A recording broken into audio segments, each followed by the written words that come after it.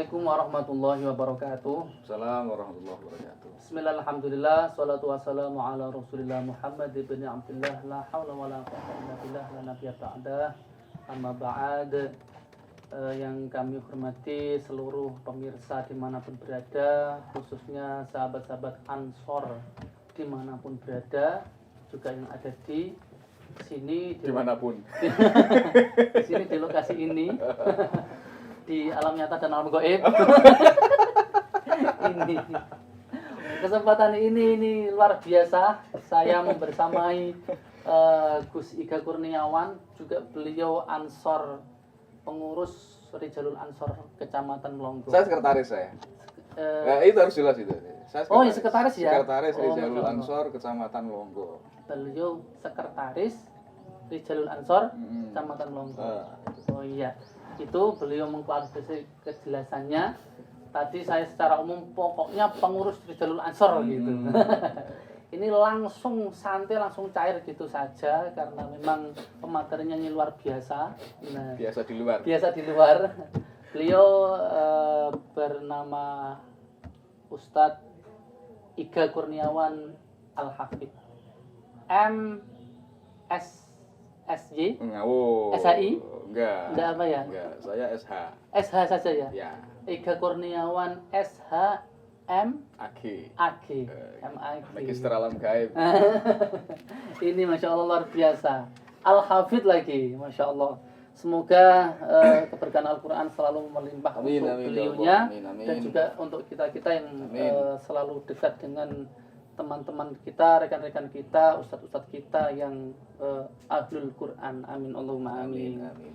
Untuk pada kesempatan kali ini kita mengangkat tema tentang nuzulul Quran.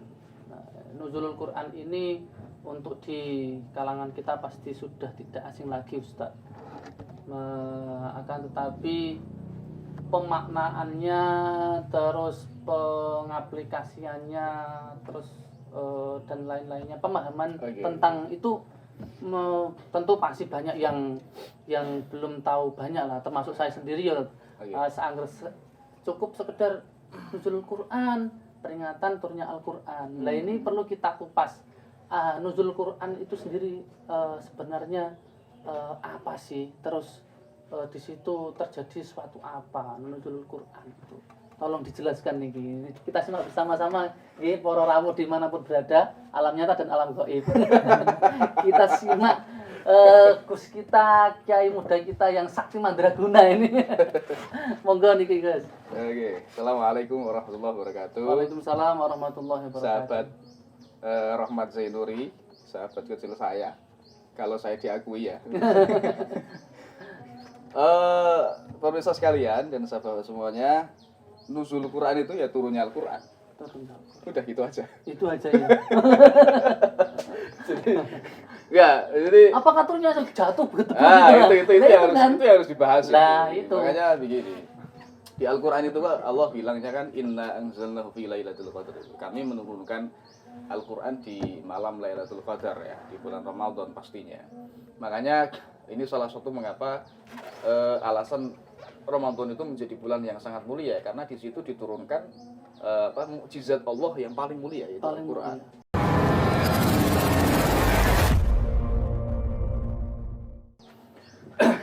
Banyak ulama yang menerangkan bahwa di kitab-kitab ulumul Quran itu dijelaskan bahwa Al-Quran itu diturunkan melalui dua tahap. Yang pertama secara mujmal, secara global, sekali turun begitu ke langit dunia di malam Lailatul Qadar.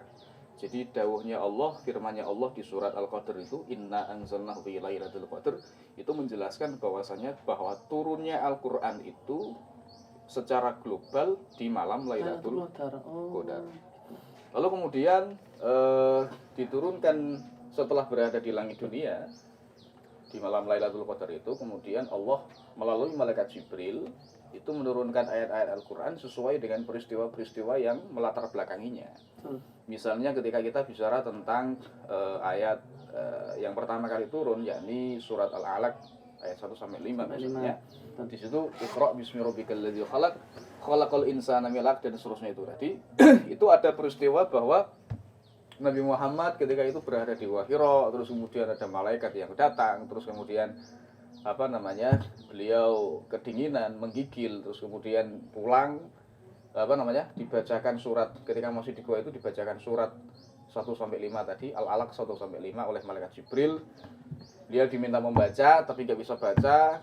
Iqra ya Muhammad, jawabannya ma ana biqara. Kalau kamu ditanya pasti enggak Iqra ya Muhammad. Rokok ya Mamat dulu. Itu. Jadi kalau kita ditanya rokok ya Mamat gitu. Iya. Jawabannya saya enggak punya korek gitu.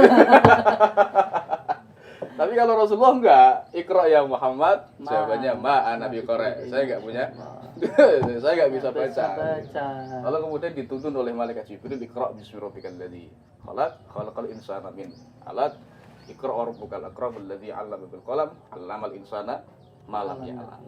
Itu adalah rangkaian peristiwa yang menjadi sebab turunnya Al-Qur'an. Maka disebut dengan asbabun nuzul. Asbabun nuzul. Iya, asbabun nuzul, sebab-sebab turunnya Al-Qur'an. Atau misalnya begini. Dulu itu khamr itu tidak dilarang. Jadi khamr itu tidak dilarang dulu. Makanya pernah suatu ketika sahabat itu sholat setelah meminum khamr. Kalau nggak salah itu Abdurrahman bin Auf atau siapa itu sholat itu setelah meminum khamr. Karena waktu itu memang khamr belum diharamkan. Terus kemudian dalam di tengah-tengah sholat itu sahabat itu tadi lupa bacaan sholat. Moco surat Al-Kafirun itu bulat-bulat. Bolak-balik. La abudu ma ta'budun wala antum abidun ma a'bud wala abudu ma abudu.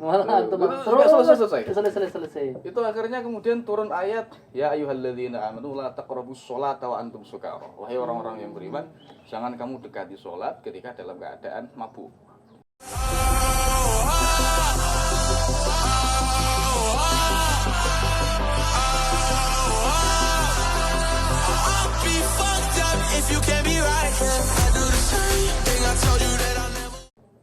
Karena memang waktu itu khamr belum dilarang.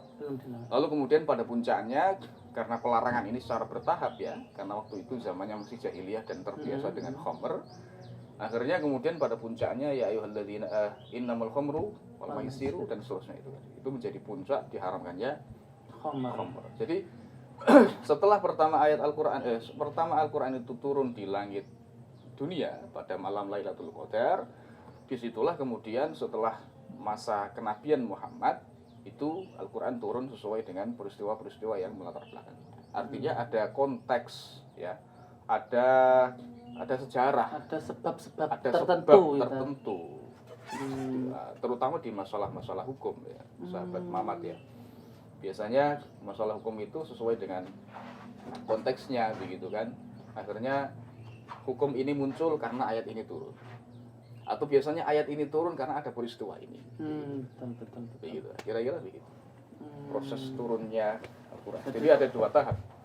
Ada dua tahap tadi secara mujmal. Yang kedua langit dunia tadi di malam Lailatul Qadar. Lalu kemudian setelah itu pada masa kenabian Muhammad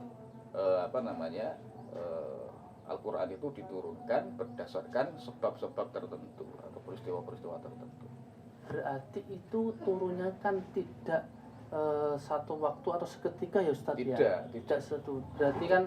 Berarti turunnya tadi nuzul Quran ada sebab musababnya. Betul. Yang disebut dengan tadi asbabun nuzul ya. Nah, oleh karena itu ini yang menjadi pertanyaan kan turunnya secara tidak seketika, tidak satu waktu, berarti kan berangsur-angsur sesuai dengan itu. Nah, ini proses turunnya ini bisa diceritakan, jelaskan Ustaz. Proses turunnya sampai berapa lama kira-kira ini Al-Qur'an, segitu banyaknya suratnya, segitu banyaknya ayatnya, peristiwanya pasti banyak sekali kan? Nah, ini perlu kita jadi secara garis besar ketika sudah turun di langit dunia itu Al-Qur'an turun dibagi menjadi dua tempo. Jadi pertama periode Makkah sehingga kemudian ayatnya disebut sebagai ayat-ayat Makkiyah. Lalu kemudian yang kedua disebut dengan periode Madinah, sehingga ayatnya disebut sebagai ayat-ayat Madaniyah begitu. Nah, ayat-ayat Mekah ini itu turun yang pertama karena memang Rasulullah berada di Mekah. Ketika waktu masih di Mekah. Masih di Mekah. Yang kedua, ayat ini turun sebelum Rasulullah hijrah.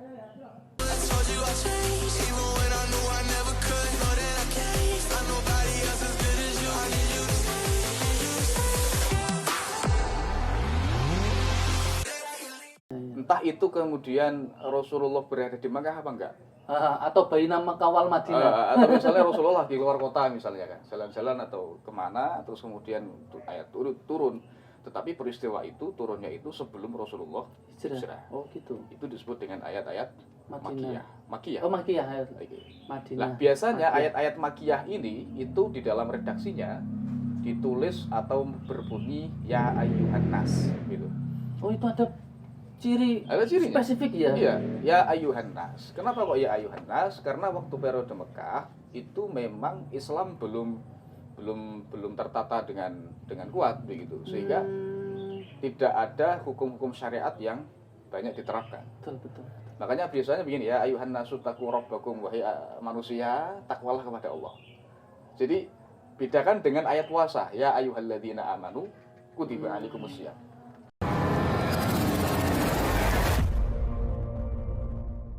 Amanu yang beriman, nasu nas yang golongan manusia secara umum. Betul. Ya. Jadi cara ciri-ciri ayat-ayat Madaniyah itu tadi, yang pertama ayat-ayat Mekah ya. Yang pertama dia turunnya di Mekah.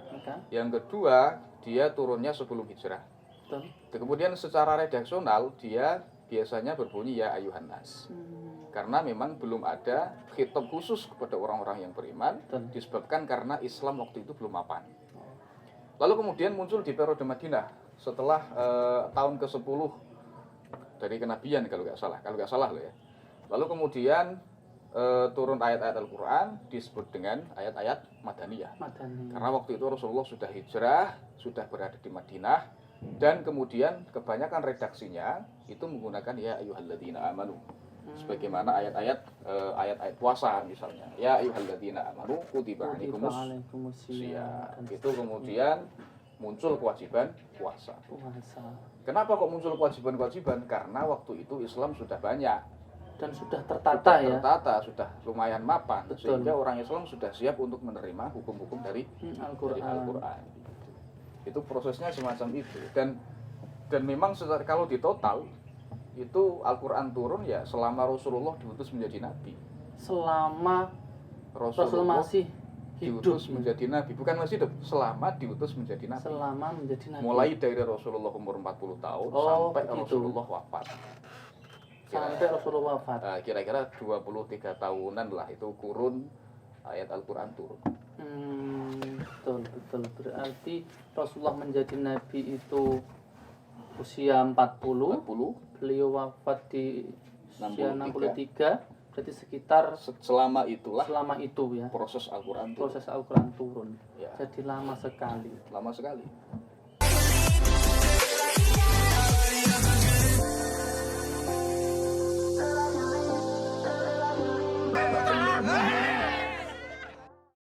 Tadi ketika Rasulullah baru mau mulai menerima wahyu Al-Quran dan wahyu termulia ini ya, itu kan ayatnya Al-Alaq 1-5. Dan ketika ini Rasulullah turunan Al-Quran sampai akhir hayat Rasulullah, itu yang terakhir kira-kira ada ayat apa yang turun dan ada pesan apa itu, Ustaz? Oke. Di banyak kitab-kitab tafsir atau kitab-kitab ulumul Quran itu dijelaskan riwayat yang paling kuat tentang ayat terakhir yang turun di dalam Al-Quran itu adalah surat Al-Maidah. Saya lupa ayat berapa. Kalau nggak salah ayat 9 itu ya. Al-yawma akmaltu lakum dinakum. Betul. Wa atmamtu 'alaikum ni'mati wa raditu lakum al-Islam. Itu seolah-olah kan pesan terakhir dari Allah bahwa hari ini loh nikmatmu sudah saya sempurnakan. Al-yawma akmaltu lakum dinakum. Agamamu sudah saya sempurnakan. Nikmatmu sudah kami lengkapi. Lalu kemudian kami ridho bahwa Islam menjadi agamamu. itu seolah-olah pesan penutup ya dari Allah Betul. kepada Muhammad dan juga umatnya, bahwa setelah ini tidak akan ada risalah lagi. Betul. Kira-kira begitu. Itu ayat yang terakhir yang paling masyhur diriwayatkan oleh para ulama menjadi ayat terakhir yang turun kepada Nabi Muhammad. Sampai sekian lama prosesnya dan juga sedemikian rupa yang melatar belakangnya. Nah ini kan kita juga perlu memaknai nilai-nilai nuzulul Quran seperti itu. Iya, betul. Lebih-lebih turunnya itu di bulan Ramadan. Masya Allah, kan bulan Ramadan sudah bulan mulia, ketambahan lagi diturunkan mukjizat termulia untuk Nabi yang paling mulia, sehingga umatnya menjadi umat yang paling mulia, insya Allah. Itu yang harus digarisbawahi. itu yang harus digarisbawahi. Dan ini kita dong, bagaimana kita mengisi. Nah ini yang terakhir saja ya. Yang terakhir sebagai pertanyaan dan juga sebagai tambahan wawasan kita tentang nuzul Quran. Ini kita memaknai nuzulul Quran, memaknai bulan Ramadan yang diturunkan serba mulia tadi. Ini kira-kira kalau versinya jenengan ini bagaimana? Dari sisi manapun bebas ini. Dari sisi Al-Quran, dari sisi ibadah, dari siapapun, kita memaknai agar lebih bermakna gitu loh, Ustaz. Lebih bermakna. Ramadan tidak hanya kerutuk-kerutuk buka bersama. Tapi enak sih. Dilukas poso. Jarane buka. Jebule awan buka di sini. Siang buka di sini, sore melu ikut buber. Ini kan yang repot. Betul. Jadi begini, ayat pertama saja sudah memerintahkan kita untuk membaca. Betul. Jadi Iqra bismi rabbikal ladzi khalaq, inilah yang kemudian membedakan antara kita umat Islam dengan umat-umat yang lain. Bisa saja umat yang lain itu disuruh membaca tapi belum tentu bismi rabbikal ladzi khalaq. Belum tentu menyebut nama Allah. Tapi kita dalam membuka cakrawala, membuka pengetahuan, haruslah dengan menyebut nama Allah. Itu pesan Al-Qur'an. Yang kedua, bahwa Al-Quran itu harus disadari bagaimanapun juga dia adalah wahyu Allah yang paling agung. Sehingga kalau kita memang betul-betul ingin menjadi umat yang paling mulia, paling agung, ya kita harus memuliakan sesuatu yang agung, yaitu Al-Quran. Bagaimana caranya? Ya dibaca. Setelah dibaca, dipahami. Kalau bagaimana caranya memahami? Ya ngaji aja. Betul. Supaya apa? Hidup kita ini tidak jauh-jauh dari track atau rel yang dibikin atau dibentuk oleh Allah Subhanahu wa taala melalui para nabi yang turun kepada para ulama. Akhirnya sampai guru-guru kita. Gitu. Ini yang kemudian disebut sebagai silsilah keilmuan, silsilah sanad keilmuan. Kira-kira begitu. Oke. Itu tadi yang telah disampaikan oleh beliau Ustaz Ika Kurniawan Al-Hafidh tentang nuzul Quran, tentang prosesnya, proses turunnya Al-Quran bagaimana, asbabun nuzulnya atau sebab-sebab turunnya Al-Quran tadi bagaimana. Tapi saya balik sedikit, kembali sedikit ya. Tidak semua ayat ada asbabun nuzulnya. Oh begitu ya, ya. Tadi kok sempat terbesit setiap ayat itu berarti ada sebab-sebab turunnya. Berarti tidak semuanya tidak ya? Semua. Contohnya ayat 1 surat An-Nisa. Ya ayuhan nasu taqu rabbakumul ladzi khalaqakum min nafsin wahidah. Min nafsin wahidatin wa khalaqa minha zawjaha wa bassa minhuma rijalan katsiran wa nisaa. Itu enggak ada sebab nuzul. Tidak ada ya. Ada satu kitab yang menjelaskan tentang asbab nuzul, itu karangannya Imam As-Suyuti, namanya Lubabun Nuqul fi Asbabin Nuzul.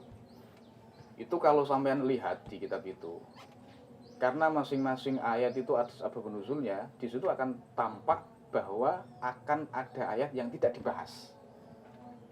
Akan ada ayat yang tidak dibahas karena tidak ada asbab nuzulnya. Itu sekedarnya saja begitu. Iya, sangat ditampilkan aja tetapi tidak dibahas asbab nuzulnya. Oh, gitu. Karena memang tidak semua ayat memiliki asbab nuzul. Dan tapi semua ayat pasti menjadi dasar hukum Islam ya. Itu yang penting itu semua asbabun nuzul tadi itu sebagai rujukan bahwa pernah terjadi sesuatu sehingga Allah menurunkan ayat Al-Qur'an. Iya. Akan tetapi juga ada ayat Al-Qur'an yang tidak ada asbab nuzulnya tadi Iya. ya. Tidak ada asbab nuzulnya tapi tetap menjadi dasar-dasar hukum betul. Islam. Itu yang bisa kita sampaikan di kesempatan pada kali ini tentang nuzul Quran. Tadi ada beberapa kesimpulan bahwasanya Al-Quran ini sangat mulia, turunnya sampai seperti itu, dan ada di antara 4 kitab-kitabnya Allah termulia terlengkap adalah Al-Quran. Dan terlebih konteksnya adalah saat ini bulan Ramadan, kita upayakan untuk lebih memaknai Ramadan dengan memperbanyak Iqra tadi ya. Iya, betul. Iqra, membaca Al-Quran. Bacalah Al-Quran sebanyak-banyaknya sehingga kita berharap Allah memberikan ridho kepada kita semua sehingga amal-amal ibadah kita diterima oleh Allah Subhanahu wa taala dan memberkahi kita semua. Amin. Demikian yang bisa kami sampaikan. Kurang lebihnya mohon maaf. Saya Rahmat Zainuri dan pemateri kita Gus Iga Kurniawan Al-Hafidh mohon pamit undur diri. Segala kekurangan, kesalahan, kekhilafan mohon maaf yang sebesar-besarnya. Wallahul muwaffiq ila aqwamit thoriq. Assalamualaikum warahmatullahi wabarakatuh.